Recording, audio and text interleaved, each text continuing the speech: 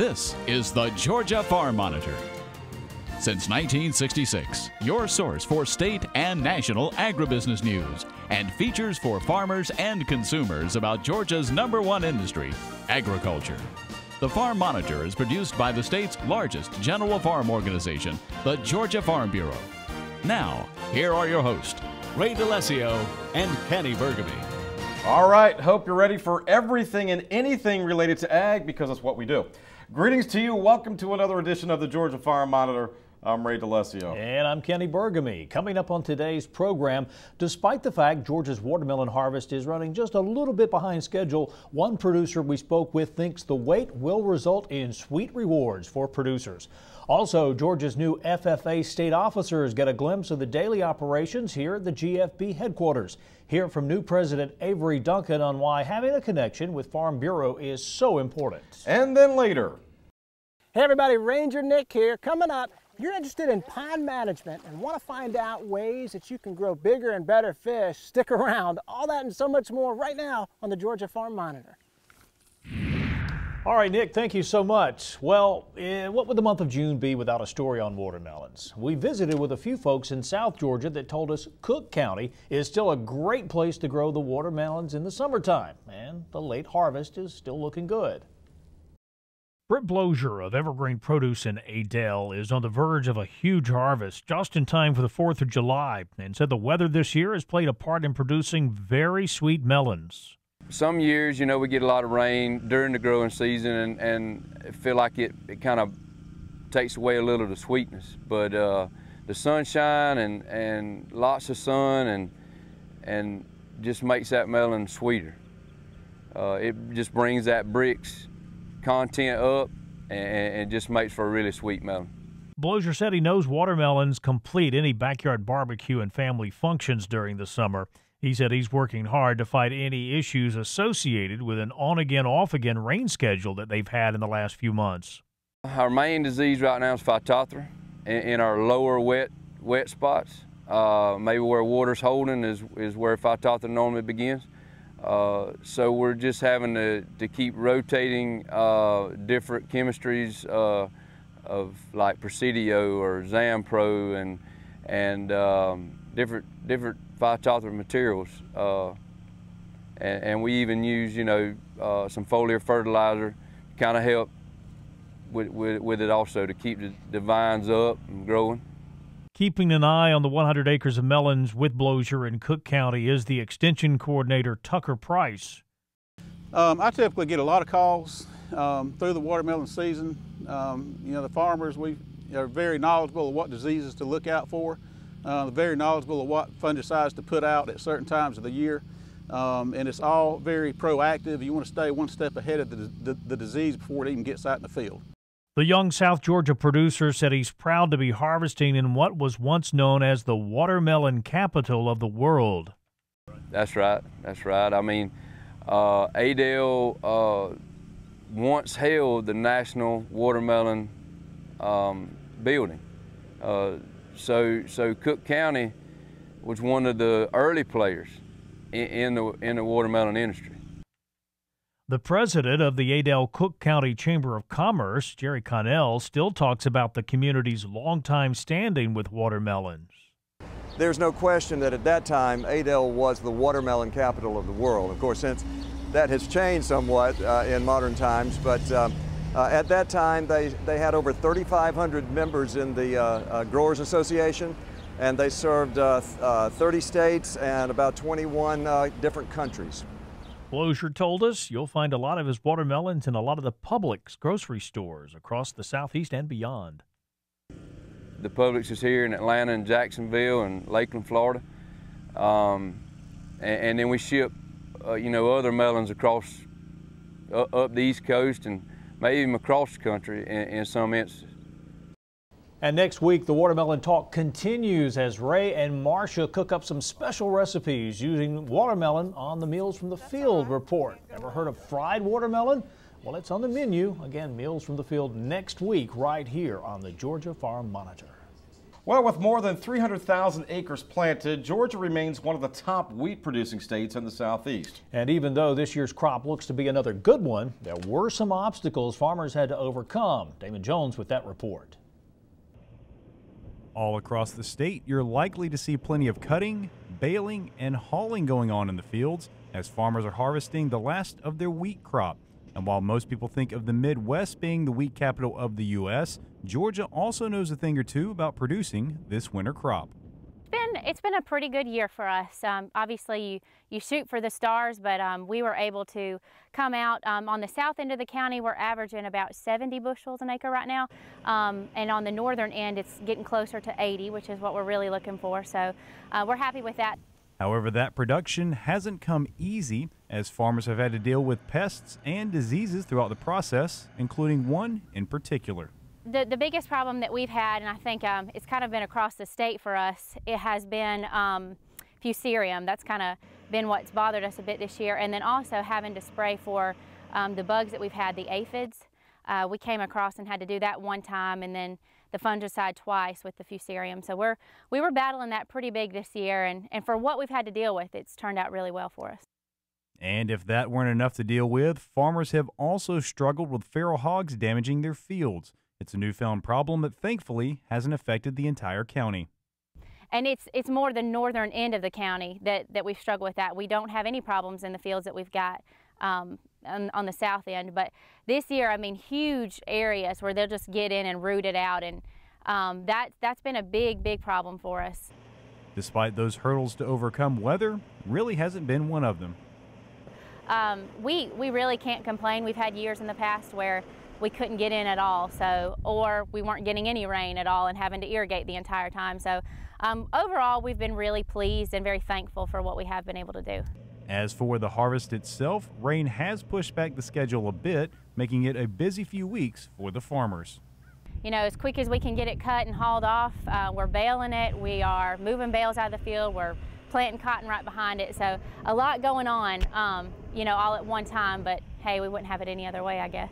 And that's why Veal Farms continues planting and harvesting wheat. In fact, this year they've planted more acres than ever. We've continued to increase our wheat acreage each year, and it's for the most part been a good thing for us. And this year, you know, it's continued to improve a little bit, and it's worked out well for us in the years past, and we just continue to increase a little bit. Reporting from Washington County, I'm Damon Jones for the Georgia Farm Monitor. All right, Damon, very nice job. Thank you, sir. Well, still to come on the Monitor, your guide to pond management and the tools you need to grow bigger and tastier fish. But first, when the show continues, maybe someday one of these FFA officers will have an important position right here at the Georgia Farm Bureau. Their visit to the GFB headquarters and the valuable lessons that they learned when the Georgia Farm Monitor continues.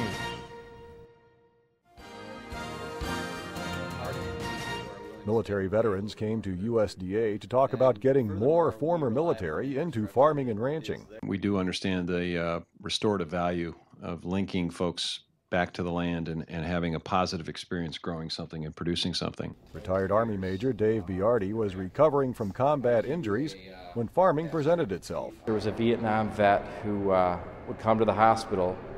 He'd pick me up and take me to his farm. And I didn't realize the healing and therapy that was going on. And after about 6 months, it was transformative. So I told my wife, we're going to get a farm. Retired Air Force Captain Alvina Maynard says she and her husband wanted to live in a rural area and raise alpacas after military life. We wanted to get back to the land. I have a black thumb, so growing tillable crops was not an option for me. I love animals, and I wanted to do something with animals.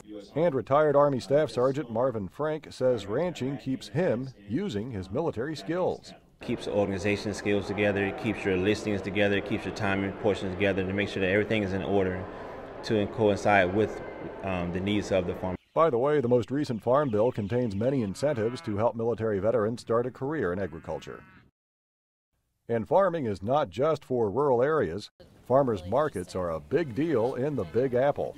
We visited a market this morning.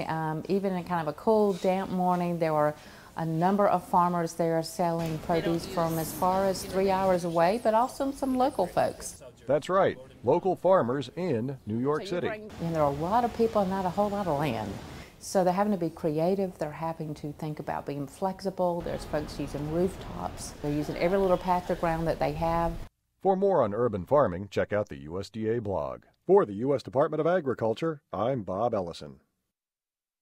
All right, welcome back to the show, everybody. Well, true, there are not as many tobacco growers in Georgia as there were in the past, but the crop is still grown in many communities. Yeah, a tour was held in South Georgia recently to give producers an opportunity to learn more about research efforts that are underway to improve Georgia's tobacco crop and help the farmers grow the crop more efficiently and economically. Mark Wildman has the story. In Ambrose, Georgia, a number of tobacco farmers and others in the industry walked through a test plot of tobacco on the farm of Ben Smith to learn more about how to better grow the crop. It is all a part of UGA Extension's Georgia-Florida Tobacco Tour. UGA tobacco researchers J. Michael Moore and Paul Bertrand shared information on their studies with the group so they can better understand what is working well with the crop and they can understand the challenges as well. The Georgia tobacco crop has improved greatly over the last 2 weeks. We've had a very tough start. It was wet, it was cool. There was a separation in transplanting with some early planted tobacco that has a lot of tomato spotted wilt virus prior to Easter. And then there's tobacco that was transplanted 2 weeks after Easter that has less tomato spotted wilt virus but is growing off very slowly. You know, all in all, we'll have a very good crop in Georgia, and we look forward to the marketing season when we can start taking those checks home. On this particular field, the study is about a disease called black shank, and it is a challenge to Georgia tobacco growers. This is a black shank chemical control project. We're looking at a brand new chemical that's out for the first time and comparing it to a product that's been on the market for some years, Ridamil Gold. Presidio is out for the first time. It's new chemistry. We're learning a lot about its ability to control black shank as compared to the standard Ridamil Gold. And we came to a very good spot because we knew how bad black shank was and we knew that we would have black shank symptomology develop. Without these chemicals, we'd expect total loss of this tobacco in this particular area. UGA works hard to make advances in tobacco production, and tours like this one are important. But all of this could not be done without the support of the tobacco farmer. And it's particularly critical now. In the old days, before the buyout, we could reward a grower with additional quota that would be like the size of plot. So if we had a 4-acre plot, we could give him 4 acres of additional quota. Now with the contracts, and particularly this year where they don't want any extra tobacco produced, if they do a plot, they just have to take it out of their own, essentially. So they're doing it for old time's sake and because they value the information. When a grower participates in a farm tour, they get the chance to hear presentations by research personnel, walk the fields to see how the crop is doing, and network with other producers. This is an outstanding participation in the Georgia-Florida Tobacco Tour. We've had upwards of 30 cars in the caravan across the state from county to county, from farm to farm. We had over 60 people with us last night for dinner. We expect the crowd to continue because there's a lot of interest in tobacco and tobacco production in Georgia, and we have very good support for our University of Georgia tobacco programs.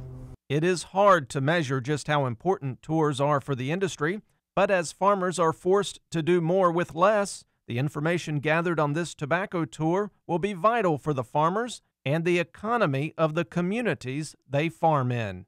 Well, we're a smaller crop in Georgia than we used to be, but it is a strong crop in the communities where we still grow it, and those growers that do grow it depend on it heavily as the money crop, and that means that their local vendors in their community depend on it as well.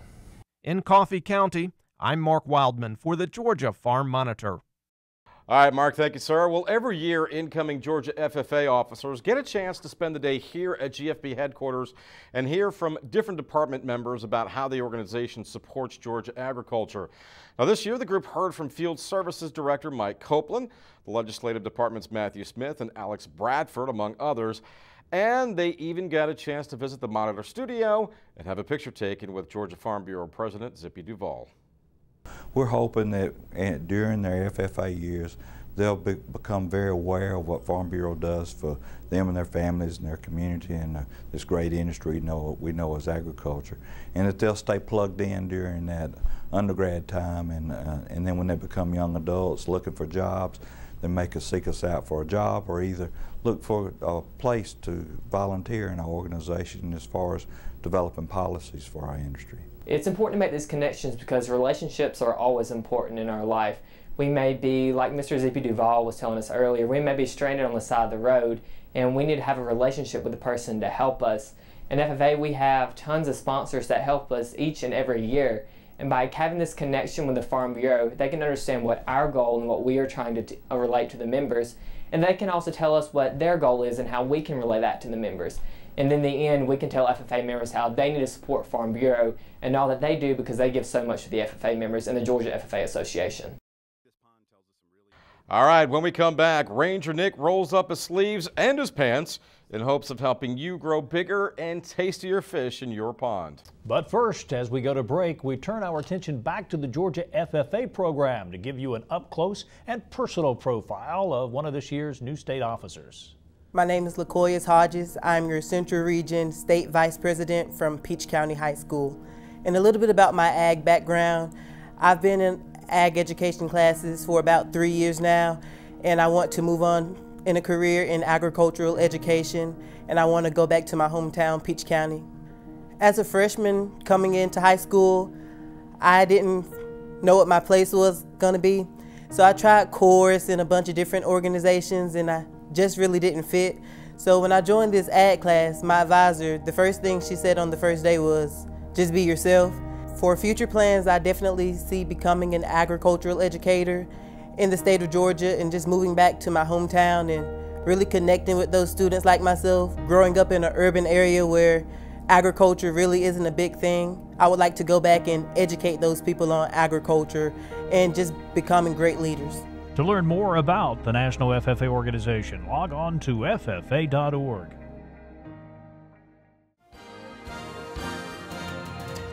All right, welcome back, everybody. Well, finally today, whether you know it or not, private pond and lake management is a very big deal here in the state of Georgia. Not to mention, it's a vital piece of the agricultural puzzle. Especially if you want to catch those ginormous bass.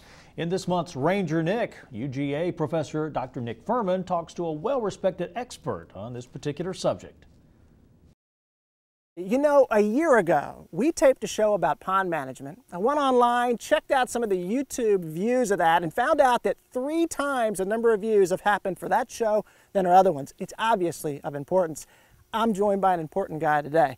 Dr. Jay Shelton with the Warnell School of Forestry and Natural Resources is with us, and we're going to talk about pond management, specifically not about the aquatic stuff necessarily, but more of the fish end. And Dr. Shelton is an expert on that. Dr. Shelton, I had an opportunity to interview the landowner of this place, and he shared a couple of key objectives with me. Obviously a great place to start when we're managing a pond. One of his key objectives was he would like to be able to catch fish, good-sized fish, he said, and eat them with his grandkids. So one of the things that I have heard is that I can get on the phone and work with a county extension agent to take a water sample from my pond, and why would I do that? What's the importance of that? Water sample from the pond can be chemically analyzed, and the results of that can help us in managing the pond so that the fishery is sustainable, managing the pond to meet the landowner's objectives. That's beautiful. And through the magic of television, take a look at this. We have results. Ta-da! We've got these results. Dr. Shelton, we're taking a look at this together. There's some data on this sheet that I got from my county extension office. Anything jump out to you about what's happening here at our pond? Yes, and it's good news in that the hardness of this pond is 32 parts per million. Okay. That's good in terms of managing for fisheries because it means that the base of the food chain, where everything starts, this pond is probably going to be quite productive. Okay. And so these results mean that it is possible to manage for a sustainable fishery, to manage to meet the landowner's expectations. Wonderful. What I want to do next is take some of these results, go out into the water. Let's start sampling some fish. Let's see what's out there. So let's do that next. All right. All right, Dr. Shelton, so I put the fishing rod down. I picked up the phone. I called in a county extension agent. interpreted the results, and the magic of TV showed you a couple things about the water quality in this pond. Now, you talked about going in and getting a sample of some of the life in this pond. We're looking at a couple of different nets here. Can you tell me about what we're looking at? Sure. This is an old technique, but a very effective technique called a balance check. And it's a great way, by use of a seine, to evaluate the sustainable condition of the fishery for this pond. Okay. What we're looking at when we say balance is a balance between the predator population, essentially the largemouth bass population, and the prey or the forage population, which in a pond would be the bluegill population. Okay. So we do two different things. We look for evidence of reproduction from this year of bass and bluegill, what we call young of the year fish, okay. Very small fish. And that's a small seine, smaller holes in the seine to hold those. Okay, that's great. Right. The other thing we're looking for is the relative abundance of intermediate forage. Intermediate forage means 3 to 5 inch bluegill primarily, okay. Because that's the best thing for growing bass in adequate numbers and growing them to a large size. Excellent, and a little bit bigger net for those teenager kinds of that's fish correct. There. So you've got the small seine, the medium-sized seine, and then the in-seine. So seining this pond tells us some really important things. We're first looking for evidence of bluegill reproduction from this spring. Second, evidence of largemouth bass reproduction from this spring. And third, we're looking for evidence of intermediate bluegill. That's the 3 to 5 inch food that those bass depend on. We pull the seine in several different places around the pond, ideally between 6 and 15 times depending on what's needed. And we get that information and we do an analysis of that, and it tells us a lot about the balance of this pond. All right, so the seines come in. We've collected the fish out of the seine. Dr. Shelton's got a couple of little fish here in a viewing window for us to be able to see. Looks like we've got a young bluegill, kind of the more rounder fish, and the longer fish there is a young largemouth bass. Very sophisticated technique you use here, Doc. Tell me, what does this mean to you? So this tells us that we did, in fact, have bluegill reproduction this spring. The peak would be in May and June, and largemouth bass reproduction this spring. The peak would be in February or March, and that's a very good thing. So this is an indication of sustainable fishing. That's great. So we've got a food source for the bigger fish and a food source for the younger fish as well. Excellent. Second viewing window we've got here. Doc, talk to us about this. So this is what we call intermediates. Intermediates are 3 to 5 inch forage. This is how you grow big bass. So the relative abundance of intermediates tells you whether or not you can sustain the growth and production of largemouth bass for multiple generations. So it's a good sign to see these fish. The abundance of these fish tells us a lot about the condition of the fishery. That's wonderful. And if you don't have a Dr. Shelton like we do today, County Extension can help you with all of these things. Excellent. Been hanging out with Dr. Shelton today. Went out, tested water quality, went out, seined for some fish, caught some little guys, caught some intermediates. Dr. Shelton, where do we go from here? Well, so far the news is good. I think we've got a sustainable fishery here in this pond, and it looks like we may be able to meet the objectives of the landowner. But there is one more piece of the puzzle. We didn't assess the quality of the adult fish in this pond. For that, you kind of need to go fishing, and perhaps we need to come back and take another look at this pond. Oh, it sounds like we're going to have Dr. Shelton back on with us. That's not a problem at all. You've got me hooked. Thanks, Dr. Shelton, for hanging out with us today. Folks, I hope you check out Facebook. Look up Ranger Nick. I respond back to all the comments and questions, and I love it. While you're there, check out the Farm Monitor Facebook page. And until next time, enthusiasm's contagious, so pass it on. We'll see you right back here again next month. See ya. All right, Nick, thanks so much, and great job as always. Well, that is going to do it for this week's edition of the Georgia Farm Monitor. Just a reminder, for all the latest ag info regarding food, great recipes, and what's happening down on the farm, be sure and check out our Twitter, Facebook, and Pinterest pages. You'll stay informed and see what's up in the world of farming and the Farm Monitor Show. Take care, everybody. We will see you next week right here on the Georgia Farm Monitor. Have a great week.